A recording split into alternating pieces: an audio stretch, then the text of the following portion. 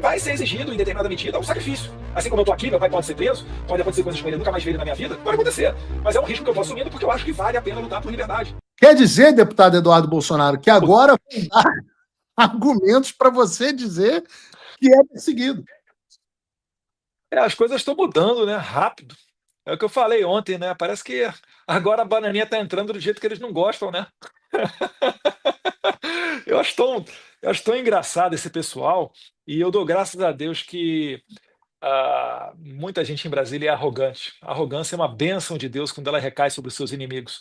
Porque eles só acordaram agora, depois que o deputado Corey Mills perguntou para o Marco Rubio sobre as sanções ao Moraes, e o Marco Rubio falou: não, elas estão realmente sobre a mesa, e uma grande chance de sancionar o Moraes. Ou seja, você não sabe se esse pessoal da esquerda, se eles vivem a mentira dessa narrativa que eles criam, ou se realmente eles se acham os todos poderosos deuses do Olimpo intocáveis. Eu tenho minhas dúvidas para diagnosticar qual doença mental afeta essas pessoas.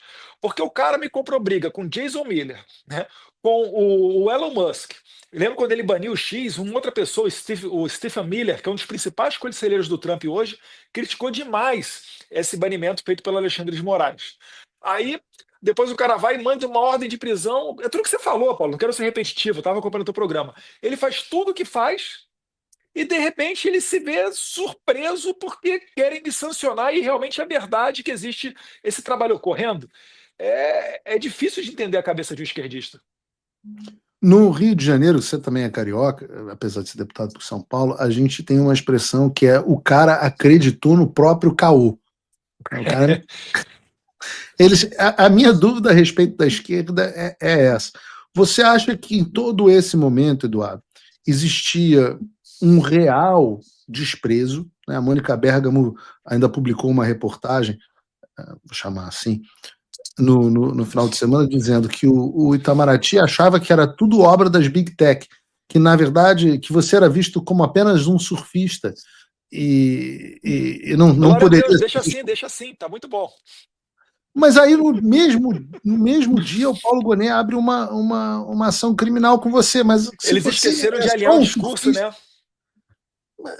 Eu não sei o que eles acham, que você é só mais um surfista, que entregador de pendrive, ou que você é criminoso que está traindo a pátria. Eu não consegui concatenar essas duas coisas, porque eu tenho mania de querer fazer sentido. Então, isso daí mostra o desespero deles. E, de fato, muita gente, inclusive da esquerda, já percebeu que essa abertura de inquérito contra mim ela é um tiro no pé, porque ela só reafirma aquilo que a gente tem dito, de que o Brasil realmente vive um regime de exceção. Fica mais fácil você comprovar isso. E, de quebra, eles ainda botam uma pressão em cima do Trump e do Marco Rubio. Porque imagina só, Paulo, imagina que agora, vamos supor, não vai acontecer, mas vamos supor que o Marco Rubio fale o seguinte: essas sanções são inapropriadas e realmente o Bolsonaro quis dar um golpe de Estado a partir da Disneylândia. O Eduardo Bolsonaro tem que voltar para o Brasil para dar 12 anos de cadeia nele por tentativa de abolir violentamente o Estado Democrático de Direito. E está tudo certo no ministro de um país da América do Sul não deixar que a Truth Social Rumble vá para o Brasil. E eu acho realmente que cidadãos americanos têm que realmente ter mandado de prisão preventiva com base em tweets que eles deram a partir do território norte-americano.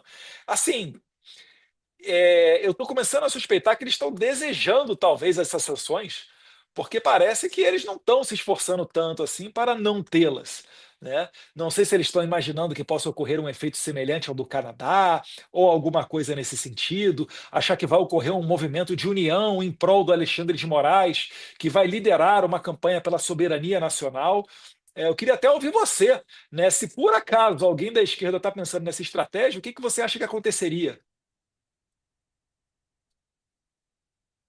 Porque, na verdade, o que acontece é o seguinte: essas não são sanções de apoio ao Bolsonaro. Eu acho que essa é uma oportunidade, inclusive, bacana de você falar sobre isso, Eduardo. Porque muitas vezes as pessoas, obviamente, enxergam em você uma pessoa que é preocupada com o que está acontecendo com seu pai. É claro que você tem uma preocupação com o que acontece com seu pai, e é claro que você não quer que seu pai seja preso. Mas, em momento algum, o que é feito aqui, e eu posso testemunhar isso, é feito com o intuito de influenciar o julgamento do Bolsonaro, propriamente dito. Aqui, toda vez que a gente fala de Jair Bolsonaro, ele é um dentre dezenas, na verdade, milhares, que a gente só consegue catalogar algumas dezenas para explicar, mas assim, milhares de violações de direitos humanos. Onde a gente senta aqui, não senta para falar de Jair Bolsonaro, a gente senta e fala: olha, tem o caso do presidente Bolsonaro, que é sim o maior líder político do Brasil. Mas além do Jair Bolsonaro, tem o caso da Débora, tem o caso do Clériston, tem o caso do Rodrigo Constantino, tem o caso da Flávia Magalhães, do mendigo. Do mendigo, tem o caso de pessoas comuns. Então, eu acho que vale você explicar isso, Eduardo, que assim, o que é o trabalho, em que consiste o trabalho que a gente tem feito aqui. Exato, e se você parar para resgatar um pouquinho na memória, a própria audiência que teve na Comissão de Relações Exteriores, presidida pelo deputado Chris Smith, que você participou, junto com o Chris Pavlovski, do Rumble, o Schellenberg e mais um outro representante lá do PT, né? Aquilo daí você Esse representante do PT, que representou lá, que foi a testemunha deles na audiência, é um indicado do governo Lula para integrar a Comissão Interamericana de Direitos Humanos, aquele Fábio, não sei que lá das quantas, não sei se você sabe disso. Ele depois, como agradecimento pelos serviços prestados, foi indicado pelo governo Lula e está concorrendo para a posição da Comissão Interamericana de Direitos Humanos, só para você saber. Então, toma lá da cá, levado para níveis internacionais. Mas tanto aquela audiência ali, quanto o grupo de parlamentares suprapartidário, que foi em algumas oportunidades aos Estados Unidos, e isso daí está sendo feito há mais de 2 anos, isso tudo não é levantar a bandeira de Bolsonaro. A gente queria, sim, levantar a questão da anistia, denunciar uma ditadura, dizer que no Brasil já não existe mais Estado democrático de direito, e isso tudo daí vai engrossando o caldo para que a gente chegue agora a uma medida extrema. Mas até a gente chegar nessa medida extrema que é a sanção, quantas oportunidades o Brasil perdeu de limpar a bagunça na sua própria casa? Ora, o Rodrigo Pacheco teve diversos pedidos de impeachment na mesa dele. Eu lembro que quando começaram a pipocar os pedidos de impeachment, muita gente falava o seguinte: olha, se abrir o processo já vai ser suficiente. Não precisa nem chegar no final de um processo de impeachment, mas se abrir um processo, você já vai mandar um recado para a Suprema Corte e as coisas já podem se alinhar a partir dali. Só que o tirano ele nunca volta atrás no poder dele, né? Quanto mais poder ele tem, mais ele quer. Você ia falar alguma coisa? De fato, o Rodrigo Pacheco foram mais de 60 processos de impeachment que ele não deu andamento.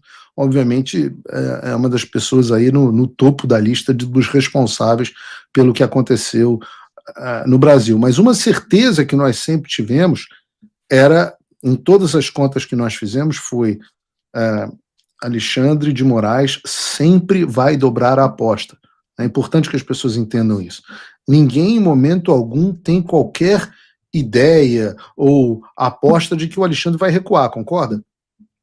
Concordo. E tanto que essa abertura de investigação criminal contra mim é mais uma dobrada de aposta, né? E ridícula, porque 1 mês atrás, esse mesmo PGR que hoje abre investigação, dizendo que eu estou tendo uma conduta delituosa reiterada, né? E reiterada no meu dicionário quer dizer, né, frequentemente renovada. Se é reiterada, eu estou praticando ela pelo menos há alguns bons meses.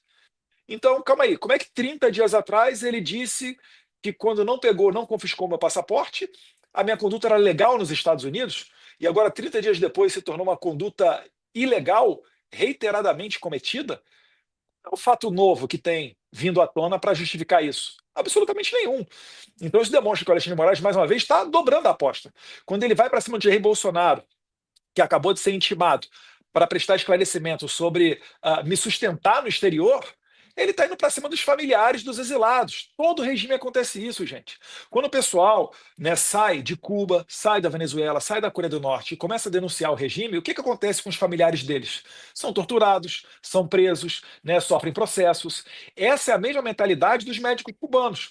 Quando Bolsonaro foi presidente e ele permitia que os médicos cubanos ficassem no Brasil, ele fez 3 condições. Uma, pagar 100% do salário no Brasil, para nenhum centavo ir para o regime ditatorial cubano. 2, provar que é médico, fazendo o exame em revalida. E o terceiro, poder trazer a família de Cuba para o Brasil. Porque essa é uma metodologia antiga. Quem estuda a ditadura já sabe que é assim que acontece. Então, o meu pai está lá no Brasil, o Carlos também tem outros inquéritos, o negócio estapafúrdio de abim paralela. Então, isso tudo daí é natural, tá? Isso tudo daí está, não que seja justo, tá? Mas já está calculado, vamos dizer assim, no meio do jogo que a gente está jogando, e vai ser exigido, em determinada medida, um sacrifício. Assim como eu estou aqui, meu pai pode ser preso, pode acontecer coisas com ele, eu nunca mais ver ele na minha vida, pode acontecer. Mas é um risco que eu estou assumindo porque eu acho que vale a pena lutar por liberdade. Eu acho que vale a pena a gente estar aqui fora e a única luz no fim do túnel que eu consigo enxergar é através dessas ações que a administração Trump pode tomar. O Trump voltou. Isso já deve ter tirado um peso das suas costas. Mas e o Brasil? O nosso país continua atolado e achar que só a vitória do Trump vai resolver tudo é ilusão. Nada vai mudar sozinho. E pode ter certeza de uma coisa: ficar xingando muito nas redes sociais não vai fazer diferença nenhuma. Você vai continuar esperando alguém fazer alguma coisa por você, um político, um salvador da pátria? Esquece. Se ninguém tomar uma atitude, nada acontece. Eu estou fazendo a minha parte. Eu parei a minha vida por isso. Mas, se você quer saber como pode ajudar sem precisar largar tudo, a resposta é simples: apoiando quem está na linha de frente. Sem esse apoio, sem essa linha de suprimento, esse trabalho morre. Sem estrutura, ninguém avança. Então acessa www.paulofigueiredoshow.com/apoie e com $5 por mês você pode fazer parte disso. Se puder mais, eu recomendo, seja um patrono Gold e participe ativamente no grupo que me ajuda a pautar esse debate. O que vai definir o futuro é quem faz e não quem reclama. A escolha é sua.